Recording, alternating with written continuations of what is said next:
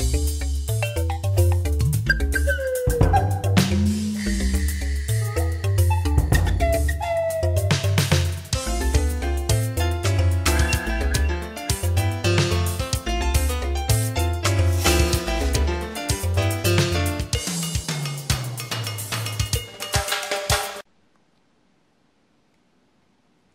I'm Dr. Steve Wolff. I'm a 48-year-old cardiac radiologist who practices here in New York City. Dr. Wolff, for people out there who don't know, what is a cardiac radiologist?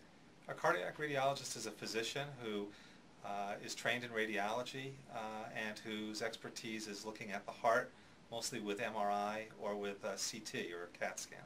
Okay, so you're different than a cardiologist in that way. That's correct. Just so we have the numbers, what are the stats for women in heart disease? Because I don't think most women actually are aware of the risk. Heart disease is actually the #1 killer for women. It's much more common for a woman to die of cardiovascular disease than it is for her, for instance, to die of breast cancer. Typically, 10 women, it's 10 times more likely for a woman to die of cardiovascular disease than it is of breast cancer. So it's really important that women actually get their hearts checked, which most don't. Yes, it's always important to be proactive in looking after cardiovascular disease. Okay, I want to just run down a couple things with you because I think people, I know I am, are very confused by what different heart tests are because sometimes they'll think that they've done their due diligence because they've had, let's say, an echocardiogram. What actually is an echocardiogram? Because I don't know. So an echocardiogram is an imaging test that's done with ultrasound, which is good at looking at the chambers of the heart and seeing whether they're dilated or how they function. It's not really a very good test for being able to predict whether you're going to have a heart attack. Although if you have had a heart attack, the echocardiogram may be abnormal and show that. But it doesn't necessarily show your risk of having one.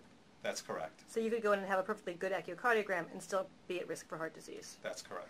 Okay, so take it one step further. People get nuclear stress tests. What does that do and how does that operate? Sure. So a nuclear stress test is a test that's been around for a number of years where typically the patient is asked to run on a treadmill and they make images of the heart and look and make sure that the heart gets enough blood. And if the artery is more than 70% blocked, then that test will be abnormal and typically the patient will be having symptoms and they may need a stent or bypass surgery. Wait a minute. Hold on a second. You just said more than up to 70% you can pass it? Correct. So you can have a normal nuclear stress test and have arteries that are 30, 40, 50, even 60% blocked, and yet the nuclear stress test will still be normal. And while that is nice that you don't have a problem today, that means that you don't need a bypass surgery or a stent today, you wouldn't be very happy, I suppose, if you were a 50-year-old woman and had 60% blockages of your coronary arteries, but yet you thought you were okay because the test was normal. Well, that makes sense because you hear of people who've had nuclear stress tests and then they've passed them.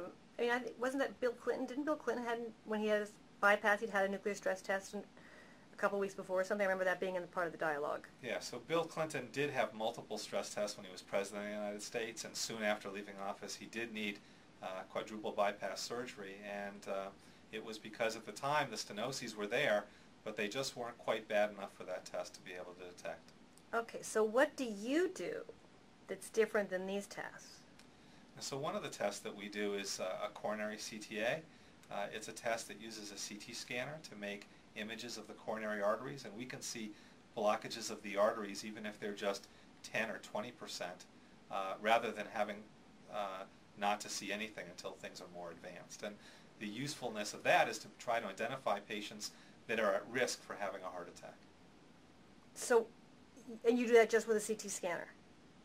That's the MRI, or that's correct. The that's just with a CT scanner. And what about the MRI? What does that show us? The MRI is a test that is good for looking at other aspects of the heart. It's very good for looking at how well the chambers are squeezing, how well the heart is pumping. It's good for looking at whether the valves are leaking, and if so, quantifying how bad the leak is. And it's also good for looking at whether you've had any damage to your heart muscle. It's a wonderful test for looking at that. So, okay, so let me ask you a question. If the stats are that women are going to die of heart disease more than cancer, and we go out there and we get our mammograms and we get our colonoscopies, and we get all these other tests. It seems like this test that you give would be, in terms of medicine and diagnoses and early prevention, I mean, it sounds like the gold standard. Isn't that true?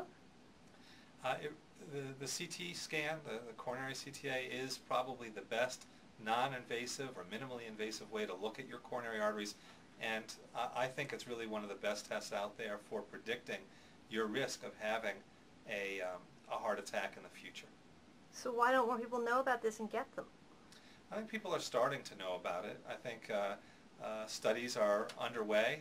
Some studies have been done, but it's a relatively new technology that hasn't been out for a long time yet, and so people are still trying to figure out the best way to use it. How long has it been out? In one form or another, it's been less than 10 years. And that's considered young in terms of medicine, medical tests? Yes, because it takes time to figure out how patients do.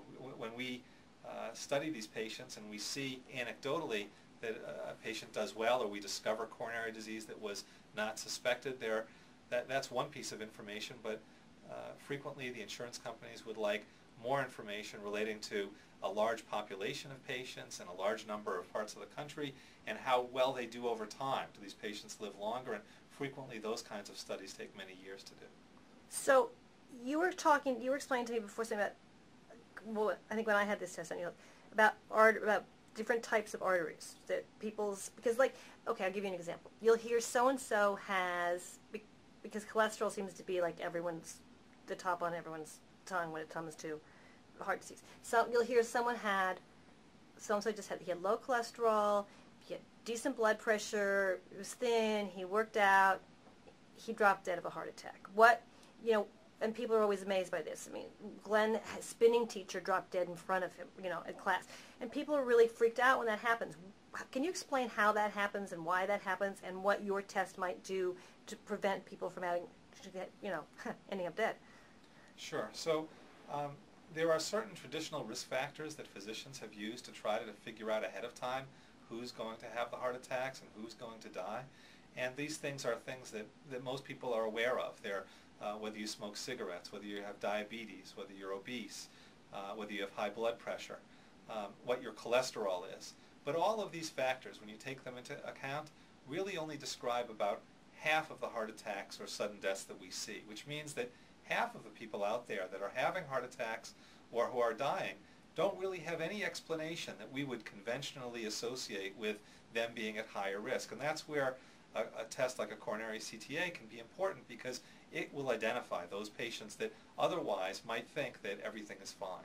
And the test itself is not going to help the patient. It's only going to identify the patient. Then once the patient has been identified as somebody who is at risk, they need to have a certain treatment instituted in order to be able to benefit from the results of the test.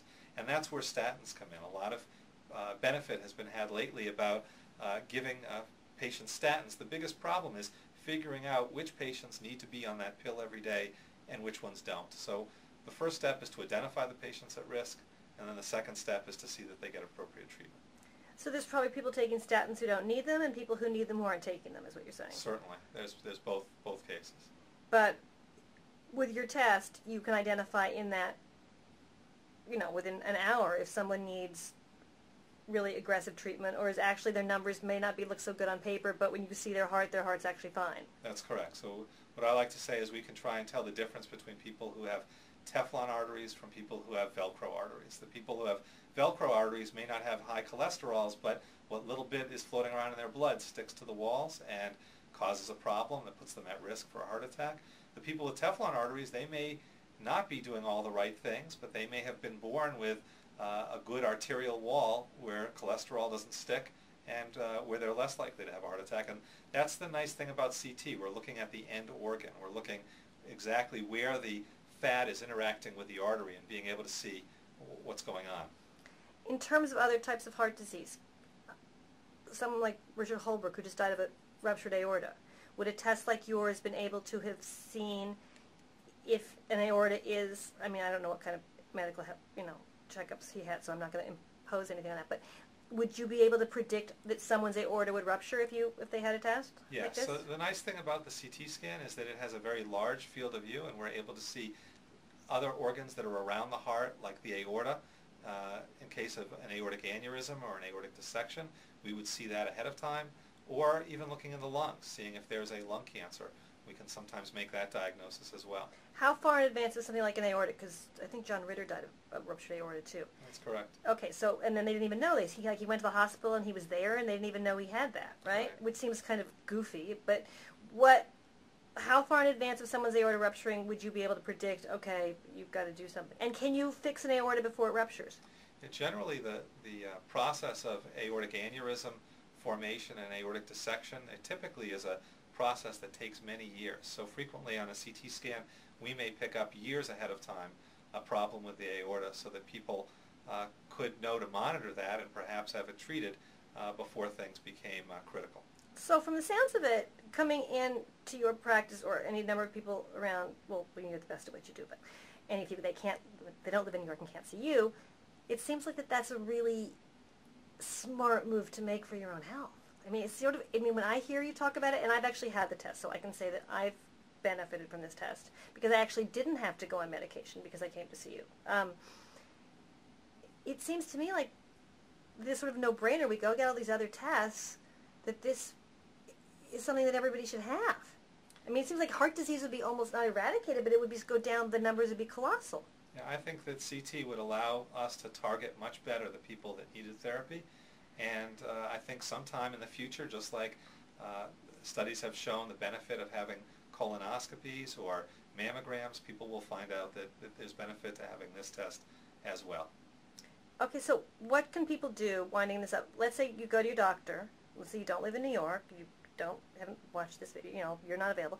What can people do if their doctor, they think, I have heart disease, and the doctor says, I want to give you a stress test, and they say, no, what can people do to take more charge of their own health and medical life to sort of demand a test like this? Or how would you go and get this test? Like, you just can't walk in here off the street and say, I want this test, right? I mean, something That's has right. to happen. I would see an internist, somebody who is familiar with you, who knows your background, and I would ask them.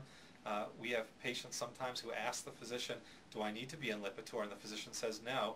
And then the patient will go to the doctor and say, well, I'd like a coronary CTA. And then after we have the coronary CTA and we see all the plaque that's there, the physician changes his mind. And so I think it's important for patients to be proactive and ask for this test. And this test is actually widely available, at least in the United States. There are many places where people can go and have it. And insurance picks up some of it, all of it? How does it? It's interesting. It depends on the different insurance companies. Some insurance companies pay for the test and have certain diagnoses or reasons that they'll accept for doing the test. And then there are other insurance companies that are much more difficult and perhaps may not pay for the test. And I think over time that as more data is collected and people are convinced, more and more companies will pay for this. I think that we will reach a point in time where every woman between the ages of 50 and 60 has this test. So it will become like the mammogram. I mean, eventually it will become Yes. that you just go in and get this test. I believe it will. And that sounds like it's going to save an enormous amount of lives. I mean, I know I feel better having had this test. Yeah, we're already doing a good job at decreasing the amount of heart disease in this country over the last decade. The amount of heart disease, the number of heart attacks has actually gone down, despite the fact that the population has gotten larger and gotten older. But we could do a much, much better job. And I think that the first step is identifying who can benefit from these new drugs that have been developed. Okay, and just in closing, in terms of heart disease, is 50 the new 30? Absolutely. Seriously. Seriously. I mean, is heart disease somewhat a degenerate? I mean, because people are going, I'm 30, and they're 50, I don't need I don't need to get my heart checked. I mean, they're kind of delusional, or what? Yeah, I think that it really depends a little bit on your risk factors. If you come from a family where a lot of your family members had heart attacks or heart problems in their 30s and 40s, then maybe you should get studied earlier in your 30s before you have that heart attack. On the other hand, if there's not a lot of risk factors in your family and you don't have a lot of risk factors, you could wait till you're 50 or even 60 before you had this test. So I think there's a little bit of an art to this, and it's probably the best thing that you talk with your physician and work out when would be best for you to have this test. Well, Dr. Wolff, thank you for talking to us, and I guess I'll see you in 5 years after the test. Terrific. Thank you, Tracy.